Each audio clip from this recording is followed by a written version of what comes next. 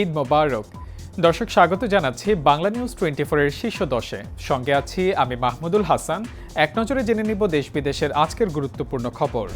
গেটম্যানের অনুপস্থিতির কারণেই কুমিল্লায় train bus সংঘর্ষে 12 জনের প্রাণহানি বলছেন প্রত্যক্ষদর্শীরা।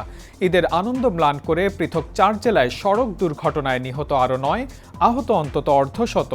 বান্দরবনে পর্যটকবাহী বাস খাদে পড়ে অন্তত আহত 30, হতাহতের ঘটনায় প্রধানমন্ত্রী শোক প্রকাশ।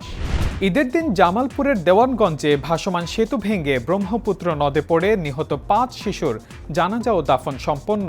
25,000 টাকা করে নিহতদের পরিবারকে দেবে প্রশাসন। দুর্ঘটনার কারণ অনুসন্ধানে 4 সদস্যের তদন্ত কমিটি গঠনের ঘোষণা।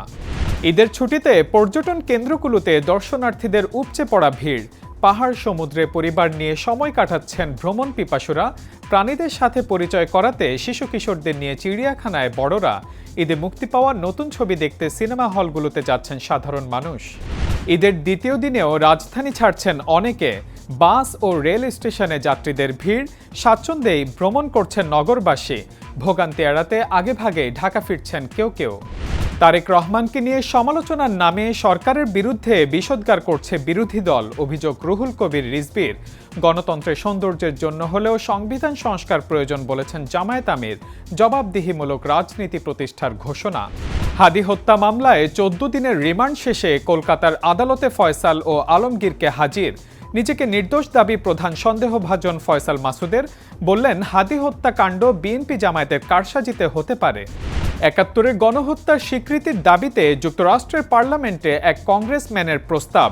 তৎকালীন পশ্চিম পাকিস্তান শাসক গোষ্ঠীর বিরুদ্ধে প্রমাণসহ অভিযোগ উত্থাপন। মানবতা বিরোধী অপরাধ হিসেবে স্বীকৃতি দানে মার্কিন প্রেসিডেন্ট ডোনাল্ড ট্রাম্পের কাছে আহ্বান। ইসরায়েলের 5 শহরে ক্ষেপণাস্ত্রের আঘাত।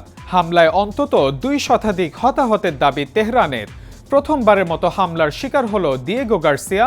4000 কিলোমিটার দূরে অবস্থিত যুক্তরাজ্যের যৌথ সামরিক ঘাঁটিতে হামলার ঘটনায় তেহরানের সক্ষমতা নিয়ে ইউরোপের বিস্ময়। 48 ঘন্টার মধ্যে হরমুজ প্রণালী খুলে দিতে ইরানকে ট্রাম্পের আল্টিমেটাম। না মানলে বিদ্যুৎ কেন্দ্র নিশ্চিহ্ন করে দেওয়ার হুমকি। হামলা হলে যুক্তরাষ্ট্র ইসরায়েলকে ভয়াবহ পরিণতির হুঁশিয়ারি মোজতবা খামিনির। শত্রু রাষ্ট্র ছাড়া হরমুজ প্রণালী সবার জন্য উন্মুক্ত রাখার ঘোষণা তেহরানের। এবং ওয়েলিংটনে আজ চতুর্থ টি-20তে নিউজিল্যান্ডের বিপক্ষে জয় তুলে নিল দক্ষিণ আফ্রিকা। 5 ম্যাচের সিরিজে সদ্য টি-20 বিশ্বকাপের রানার্স আপ দলকে হারিয়ে সমতা ফেরালো প্রোটিয়ারা। হাড্ডাহাড্ডি লড়াইয়ে বুধবার সিরিজ নির্ধারণী ম্যাচে মুখোমুখি হবে দুদল। আজ এই পর্যন্তই।